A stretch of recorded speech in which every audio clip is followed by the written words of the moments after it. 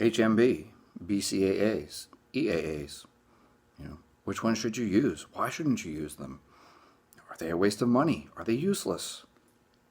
We can add other things to this list. Beta-alanine, betaine anhydrous, citrulline, even creatine.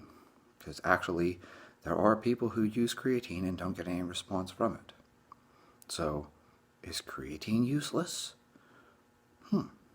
Good question.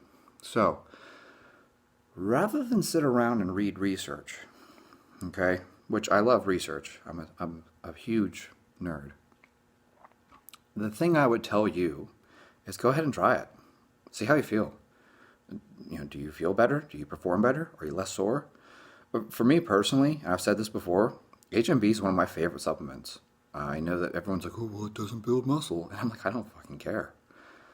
If you are in a combat sport, boxing, MMA, Muay Thai, Jiu-Jitsu, Judo, etc., HMB is awesome. You're so much less sore. To me, that's worth it. I mean, why else are you guys taking things like curcumin? Everyone's like, oh, I take curcumin for my joints. Okay, why do you take curcumin? It doesn't build muscle, right? But your joints feel better. Why do you take glucosamine or MSM? Why do you use boswellia? Why do you use aspirin?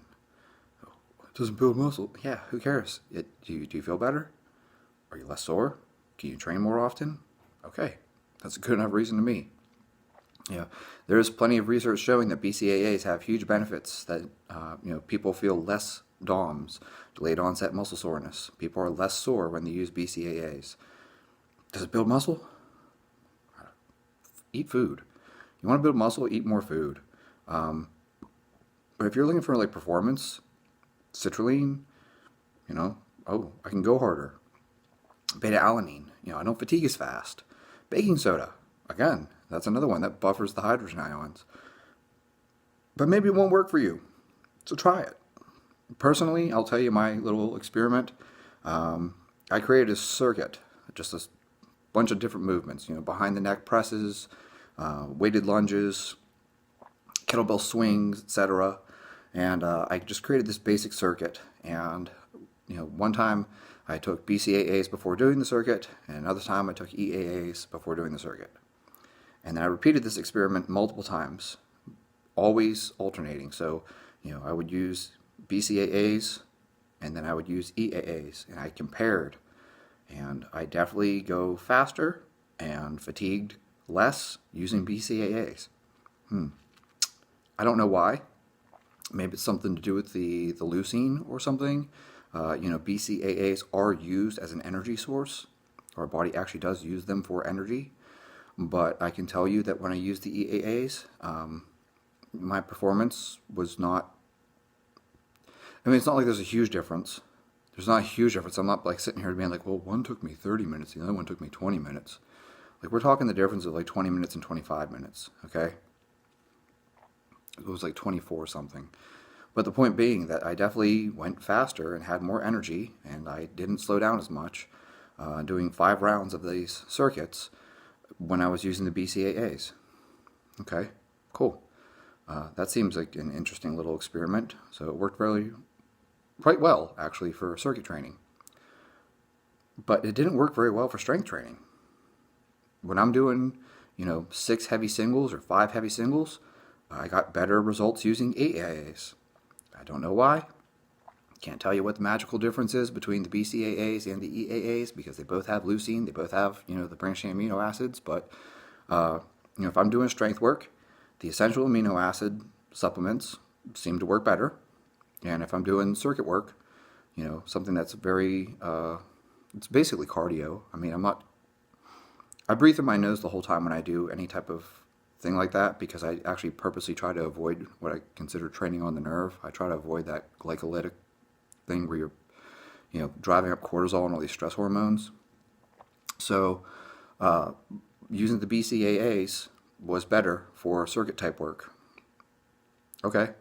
And using EAAs was better for strength work. Okay.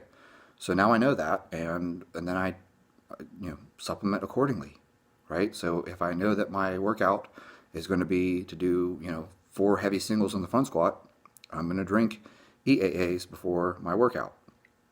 And if I know that I'm going to do some type of circuit training, then I'm going to use BCAAs before my workout. And it's that simple. And I just stumbled into that through my own experimentation. And you might find that it works different for you. Maybe for you, you do better with BCAAs in both categories, or maybe they flip. It doesn't really matter. Figure out what works best for you, where you feel best, where do you perform best, you know. I don't get much out of citrulline if I'm doing, heavy singles. But I tell you what, you do something like a 20 rep max, you start doing like 20 rep squats, citrulline will make a huge difference. Makes a huge difference. And especially like less soreness too. Citrulline's awesome for that. I'm a fan. I like it. Glutamine. People are like, oh, glutamine doesn't build muscle. Yeah, but it helps with hydration. So, if you're doing anything where you're going to be working up a big sweat, yeah, add some glutamine to your salt. Get some electrolytes before your workout and get some glutamine with it. In fact, read Gropper's Advanced Nutrition and Human Metabolism. You need glutamine or alanine in order for you to transport electrolytes efficiently. That's why these overpriced electrolyte supplements that are on the market are trash, because they don't even have any glutamine or alanine in them. Just something you might want to think about before you drop some money on those things. You could just as easily use Redmond Real Salt and add a little bit of glutamine and boom, it's way more effective. In fact, I have people message me that all the time. I shared that on Instagram, and you would not believe the number of people that message me, dude, all I did was add, a half teaspoon of Redmond Real Salt and 5 grams of glutamine to my water, and I drank it during my workout, and I felt so much better. And it's like, yes, because glutamine helps with hydration. Does it build muscle? Who fucking cares? Why do you use caffeine? Caffeine doesn't build muscle. You get a better workout though, don't you? That's why you're using the pre-workouts. So, all I'm trying to express here is basically, like, forget the research, because the research is sitting there saying, oh, well, it doesn't build muscle. And it's like, well, do you get a better workout? If you're getting a better workout and you're able to train harder, then in the long term, that's going to lead to you getting better muscle gains, better strength gains, etc. I mean, think about it. If you can do 245, for a set of 8, and then you take this thing that lets you get a set of 10 instead, like, that's going to add up over time. Those 2 extra reps every workout, yeah, that's going to make a big difference. So just something for you guys to think about. I encourage people to experiment. Try these things. If you find it doesn't work for you, don't buy it again. If you find HMB, it doesn't feel any different, I'm the same level of soreness, don't buy it. Curcumin. Like, some people will tell me, I tried curcumin, my joints don't feel any better. Then stop using it. Try something else. Get some cat's claw, or, try some Boswellia. Try some MSM. Try something else. There's nothing that says that you have to use this or you have to use that. Find something, try it. If it works for you, awesome. If it doesn't work for you, try something different. And this is why it's also important for you to track your workouts. Like, write down your workout. Write down even your rest times. Maybe you need 3 minutes of rest between sets, and then suddenly you try some citrulline, and now you only need 2 minutes of rest between sets. Whatever it is, pay attention to those things. Pay attention to how many reps you get, how many sets you get. How do you feel? Are you sore the next day? Write that down. Just get a notebook, make a note. This workout sucked. Oh, this workout felt great. I was exhausted. I felt really sore afterwards. Whatever it is, track your workouts, track your progress, and pay attention to how you feel. So, if you guys like the video, like the video. I mean, you watched 8 minutes of it, 9 minutes now. Comment below if you have experiences that you'd like to share. Maybe you tried something that, oh, wow, this worked really well, despite the fact that everyone says it sucks. Or maybe you tried something that everyone said was great and you didn't feel any better.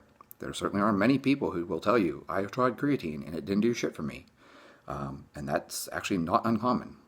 That's even noted in the research. There are people who are non-responders to it and made no difference for them. So if you guys like this type of content, subscribe. We'll talk about it some more, especially if you guys comment below and tell me that you like this kind of stuff. We can talk about all kinds of different supplements and, just different little experiments that I've done, trying different things over time. I really do try to keep my supplements to a minimum in general, but I will try like one thing at a time. I think that that's a better way of testing things. I think it's weird whenever people take like 50 things at once, and it's like, how do you know which one's working? You don't. Because if you're doing like 50 things at once, how do you extrapolate like, oh, it must be the citrulline. Well, I'm also taking like 10 other things with it. So, personally, I like to experiment. I like to try things out, and I like to try them by themselves, just one thing at a time, see how I feel, and pay attention to that and make a note of it. Now, mind you, if I was prepping for competition, I would look back through my notes and say, these are all the things that worked. And I would take all of them because I'm prepping for a competition, right? But, whenever you're just kind of just training and you don't have a competition coming up or something, this is a good opportunity for you to experiment. Experiment with your diet too. Do you do better with more carbs, less carbs? Maybe try some MCT oil before a workout. Ooh, there's a weird one. Yeah, you guys might want to maybe try a little bit of MCT with your carbs. See how you feel. Personally, I find it makes a good difference. I notice the difference. But maybe for someone else, you don't feel any better on it. I don't know. Some guys will tell you to avoid fat before your workout. I find just a little bit of fat before my workout very, very effective. Mind you, we're talking like 10 to 15 grams of fat. I'm not telling you load up on like 100 grams of fat before your workout. Yeah, like 10 to 15 grams of fat along with some carbs before training. I feel better than just carbs by itself. But maybe it's because it slows the digestion down a little bit. Maybe I get a more steady stream of glucose into my bloodstream. Maybe that's why it makes a difference. Point is, I wasn't afraid to experiment. I tried it. I felt better. And I was like, well, then that's something that works. And that's what I encourage you guys to do too.